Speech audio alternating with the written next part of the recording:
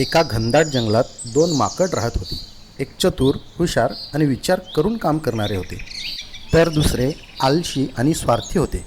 एके दिवशी त्यांना एका मोठ्या झाडाखाली खूप साऱ्या फलांचा ढिगारा दिसला.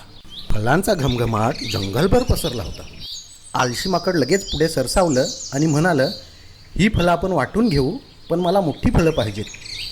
चतुर माकडाने विचार केला, हा फसवणूक करण्याचा प्रयत्न करतोय, याला थोडा धडा शिकवायला हवा.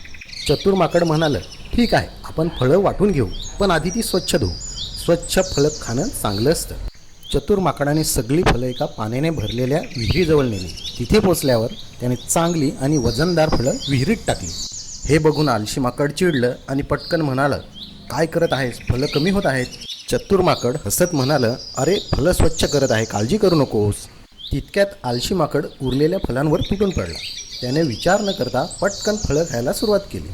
पण तो एक घास घेताच त्याच्या लक्षात आलं की ती फळं कडवट, कच्ची आणि खराब होती. हुशार माकडाने चांगली फळे आरामात खाल्ली.